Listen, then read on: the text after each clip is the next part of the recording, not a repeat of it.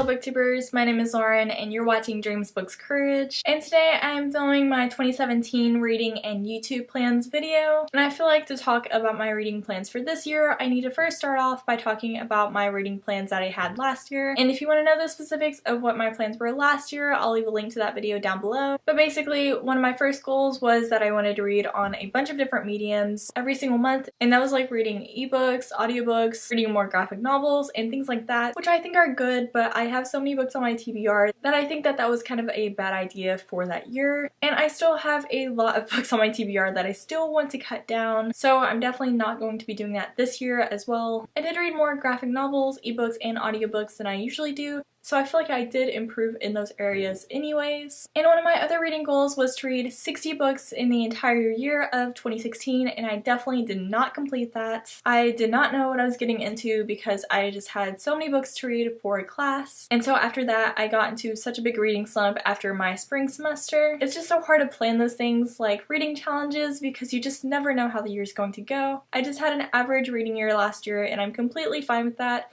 But I felt like I had so much anxiety put on me from myself by putting my reading challenge at 60 books. By the end of the year, I just put it at 30 books because I just did not want to deal with the anxiety anymore. And I am definitely very happy that I did that. So those were basically all of my reading plans for 2016. This year, I feel like I'm going to be a bit more relaxed about my reading plans and keep them more in line with what I really want to accomplish in 2017. So first off, I feel like everyone's very concerned about the reading challenge at the beginning of the year. And the number of books that I put on my reading challenge for 2017 is 1. And I'm very happy that I did this. I know some people might have a problem with that because honestly, there's not really a point of having a reading challenge if you just put it at 1 book. But the reason why I did that is because for one thing, I did not want the anxiety of a reading challenge.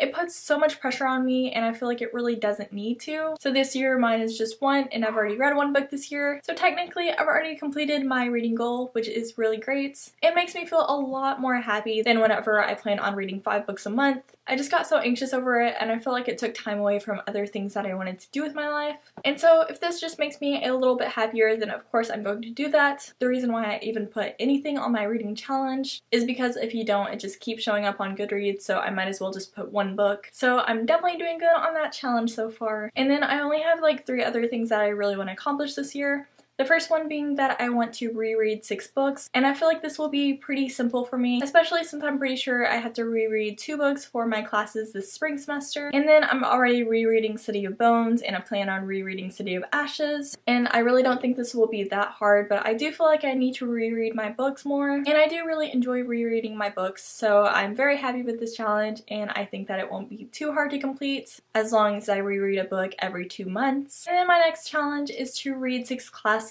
And again, I feel like this will be pretty easy since I am an English major, so I will probably read 6 classics within my spring semester, but I just feel like this should always be on my list because I feel like I should always read classics. The one thing that I will say for my classics is that if I reread a classic, I'm not going to count that. I will count that, of course, as a reread, but not as a classic, because I want to read 6 new classics that I have not yet read, both as an English major and just as a book lover in general. I personally love reading classics, and I do not think that this will be hard for me at all, as long as I read 1 classic every 2 months. And then my last challenge is to read all of the books that one author has published. And so for this year, I'm choosing Sarah J. Maas. For one thing, I really love her novels.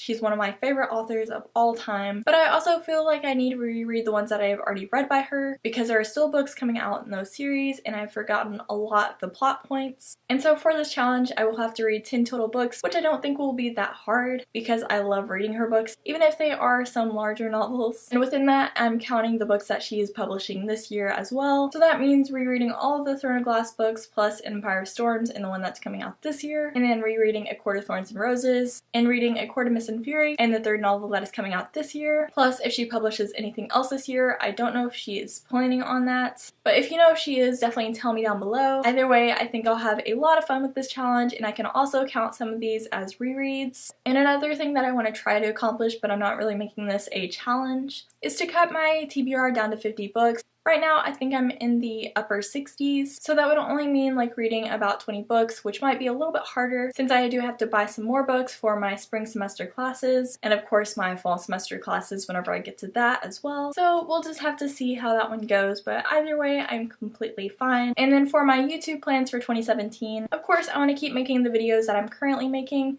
I would also really love to make more vlog type of videos on this channel. I've already made one so far and I really enjoyed that process, so I'm definitely looking forward to making more. And then I definitely want to do more book discussion videos because I feel like I've barely done any in 2016, and most of the discussions that I did do were more about book to movie or book to TV show discussions, especially Shadowhunters, which I definitely plan on continuing to do in 2017. I would love to say that I'll do a book discussion on every single book that I read in 2017, but I'm not sure if I want to do that or I would be able to do that. So for now, I'll say at least one book discussion for every wrap-up video. And for my TBR videos, I kind of want to keep doing what I've done in the past few months, excluding January because I went kind of crazy in my January TBR, but I want to try to keep to the system where for however many books that I read in the previous month, I put that amount of books on my TBR for the next month instead of going crazy and putting 9 books on my TBR like I did in January, because that way I feel like it's definitely more relaxed. Basically, this year is just about me being more relaxed and happy as a person and less anxious, so I'm trying to keep with that, but I'm a very planned out person and I love organizing stuff and doing stuff like that, so we'll just have to see how that goes. I want to continue posting one video a week every single Friday, but sometimes I will post book discussions on Saturday, and there might even be a video on Wednesday on this channel occasionally, but definitely on Fridays. I hope that you all have a happy and relaxed 2017, and I would love to hear your reading goals down below. Thank you all so much for watching, and now I'm gonna go get back to reading.